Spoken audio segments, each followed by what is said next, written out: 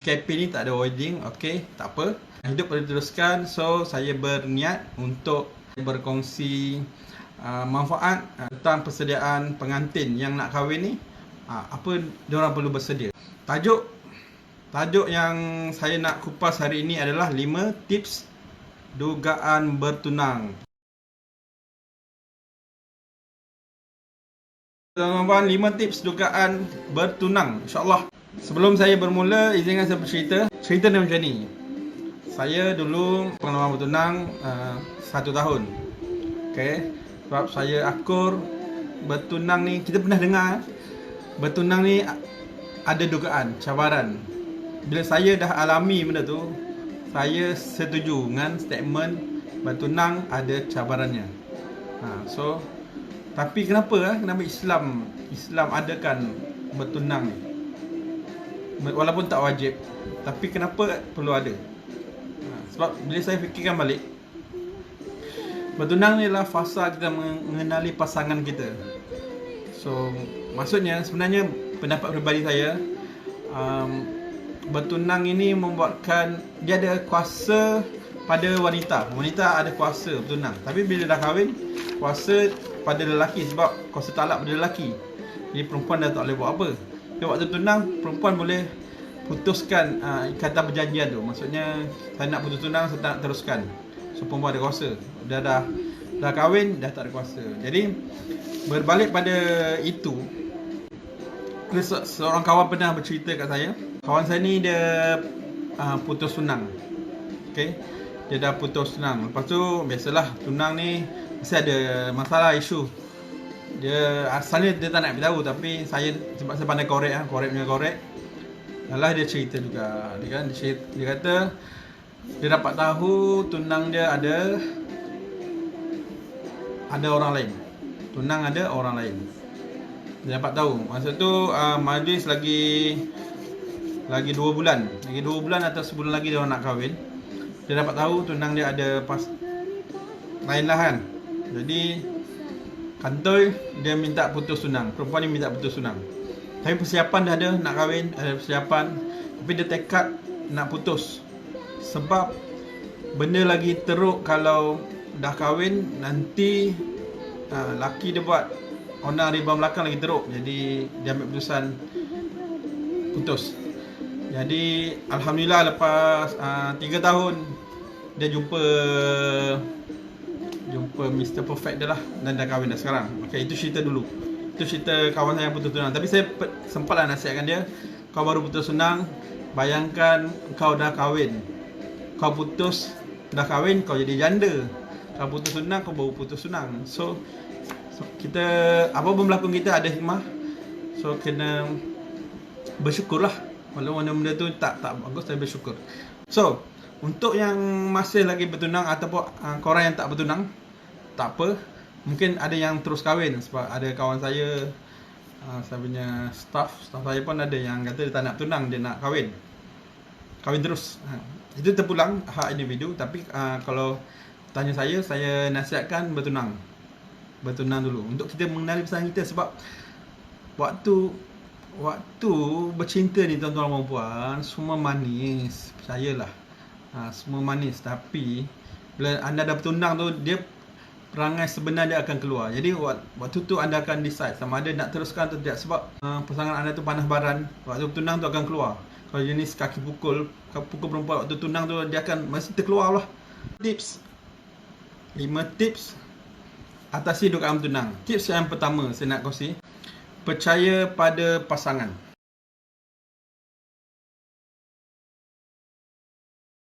Pasangan macam ni,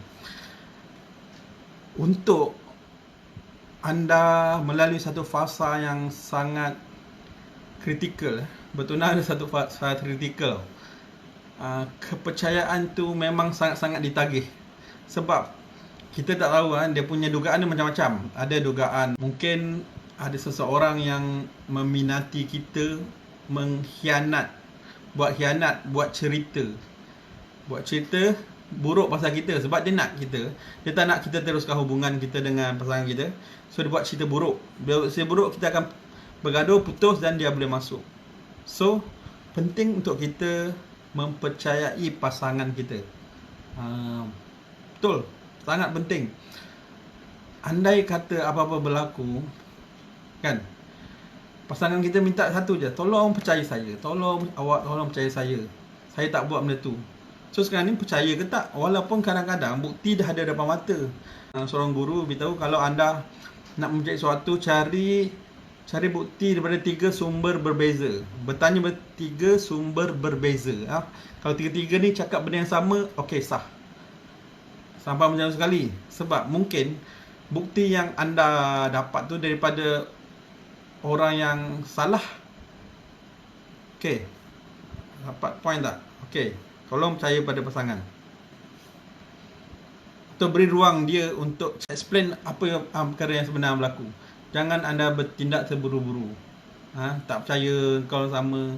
Wak iman sekalipun, kalau kita tengok pasangan kita berdua-duaan dengan orang lain depan mata, tentah yang kita tengok tu, itu bukan perkara yang sebenar berlaku.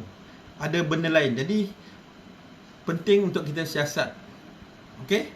InsyaAllah dapat poin pertama, percaya pada pasangan. Sangat penting, tuan-tuan. Okey, poin yang kedua, tuan-tuan, jangan buat perkara mengundang fitnah. Jangan buat perkara mengundang fitnah. Contoh macam ni, anda nak keluar, anda ni dah tunang, anda nak keluar, janganlah keluar berdua dengan berlainan jantina. Satu jantina tak apa, janganlah keluar berdua. Itu akan undang fitnah. Walaupun anda cakap bekerja atau teman tu, kawan tu, memang akan mengundang fitnah. So elakkan buat benda-benda itu. Kadang salah dekat kita. Kadang cakap, alah itu kan kawan saya. Memanglah kawan. Elak. Sebab dia mengundang fitnah. Betul. Nak kahwin pun sama juga. Saya pun kalau nak keluar dengan, contoh saya ada staff perempuan, saya akan cari orang ketiga supaya benda tu tak mengundang fitnah. Itu je. Walaupun kita tahu kita tak buat apa. Jangan undang fitnah. Faham kan? Benda tu just simple. Kadang-kadang kita terlepas pandang. Mungkin hari ni saya cuba ingatkan je lah. Okey, poin kedua. Poin ketiga, berterus terang pada kawan status tunangan kita. Macam ni, kadang-kadang ada kawan yang kita tak tahu yang kita ni dah bertunang. Tak tahu. Sebab tunang kan kita tak adalah jemputan besar-besar ibu-ibu, kan. Kita just buat keluarga terdekat saja. Jadi penting untuk kita beritahu, aku ni dah tunang. So kawan ke siapa tu, dia tahu batas-batas orang tunang. Macam tu dia akan hormat. Betul, kawan kita akan hormat. Oh, dia tunang, janganlah kacau dia tunang orang. Dia pun akan nasihatkan kawan dia. Ataupun ada yang minat kat kita tu, dah tahu dia dah bertunang. So dia akan slowkan sikit lah minat dia tu. Penting, sangat penting. Nampak macam simple tapi sangat penting. Okey, saya ulang balik. 1, percaya pada pasangan. Nombor 2, jangan buat perkara undang fitnah. Dan ketiga, berterus terang pada kawan. Okey, yang keempat, saya masuk poin 4. Yang keempat, sabar. Poin dia sabar. Sabar jika berselisih faham dan jangan bertindak ketika marah.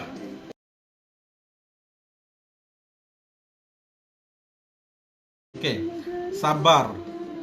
Ni korang bertunang. Saya tu pernah, tuan-tuan, saya pun mengalami fasa yang agak genting waktu tunang tu. Kita pernah bergaduh lah. Tapi mungkin sebab poin saya lah percaya. Saya percaya. Dan Alhamdulillah tunang saya percaya pada saya. Ada je yang kawan-kawan dia menyakat, habis tu dia ada keluar dengan perempuan lain semua tu, kan. Tapi sebab orang percaya kita, dia kenal kita dulu, dia tak terkesan pun dengan gurau-gurauan tu. Okey, so sabar. Kalau anda berlaku perselisihan faham, gaduh besar, apa yang anda perlu buat, ini saya bukan bagus sangat lah, tapi saya tanya orang apa yang pernah saya buat, kan. Sabar, maksud sabar tu macam ni, tuan-tuan. Nak cakap senang, Oh, kau perlu sabar. Senang lah. Kau tak lalu apa yang aku lalu. Han. So,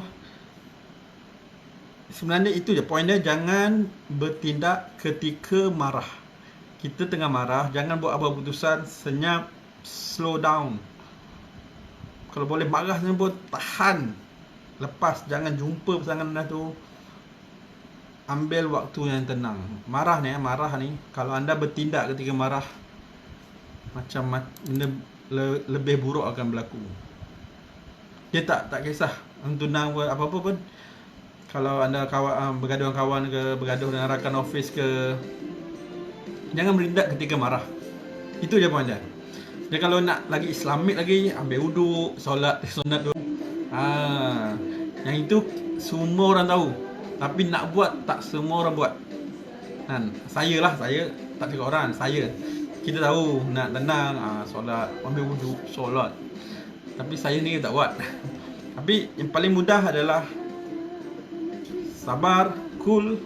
Susah tau, sabar tu cool tu. Tapi jangan jumpa pasangan anda, ambil masa tenang. Bertindak ketika tenang. Ambil masa 2-3 hari, dah tenang, dah okey. Baru anda jumpa, bincang. Settlekan. Jangan bertindak ketika marah. Itu je point dia, okey?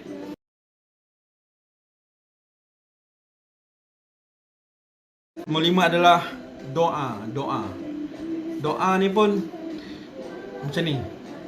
Doa ni anda kena amalkan selepas solat. Sebab solat anda doakan ikatan ini diberkati, ikatan pertunangan ini dipermudahkan hingga ke jenjang pelamin. Kalau ia adalah pasangan yang terbaik untukku, ya Allah, kau permudahkanlah urusan ini sehingga kami bernikah, maka kami mendirikan rumah tangga. Kemudian kalau benda ni tak bagus, ya Allah, kau jauhkanlah dia, kau nilah. Itu semua atas kehendaknya. Jadi Allah akan bukakan jalan. Kalau tak bagus, Allah akan halang. Jadi kalau betul anda putus tu sebab Allah halang, dia lebih tahu yang itu bukanlah pasangan terbaik buat anda. Okey, dapat 5 tips ni. Saya ulang. 1, percaya pada pasangan. Nombor 2, jangan buat perkara mengundang fitnah. Yang ketiga, berterus terang pada kawan status tunangan kita tu. Yang keempat, sabar. Yang kelima, doa. Okey, habis 5 tips. Ada add on sikit saya nak tambah.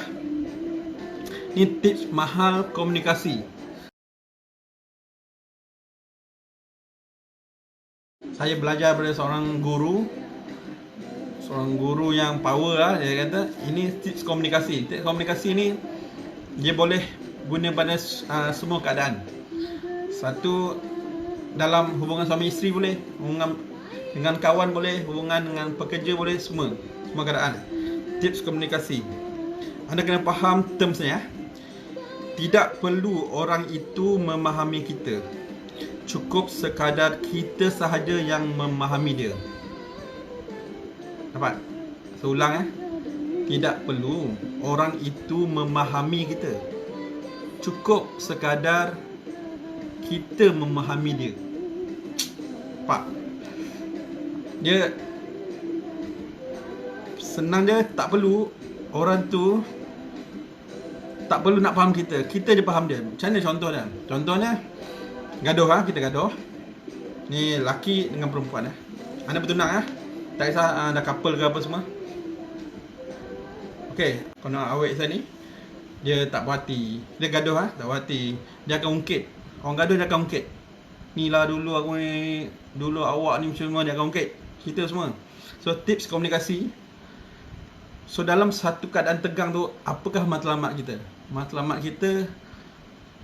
kita dalam tegang tu, dia bukan siapa yang menang. Tegang tu, kita nak macam mana nak settle dan tegang tu, kasih ni. So nak settle, seorang kena jatuh, seorang atas. Tak boleh dua-dua atas. Dia kena seorang bawah, seorang atas baru masuk. So apa yang kita perlu buat, kita tahu tipsnya. Tips ni mahal.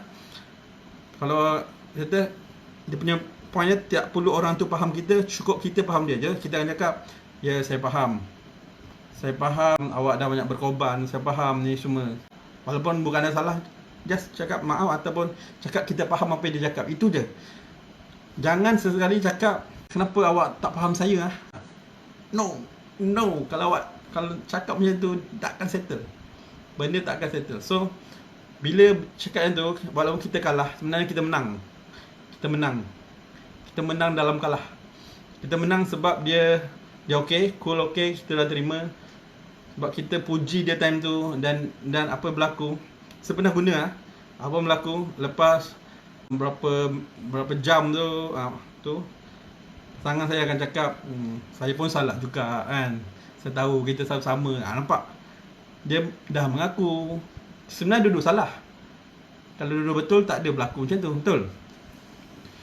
Okey, saya rasa cukup apa yang saya nak kongsi hari ini. 5 tips atasi rogam tunang, dan ekstra tadi adalah tips mahalnya, tips mahal komunikasi. Jadi insya-Allah semoga memberi manfaat kepada tuan-puan menyaksikan. Tersenyum malu, kenangan terindah, cinta manis.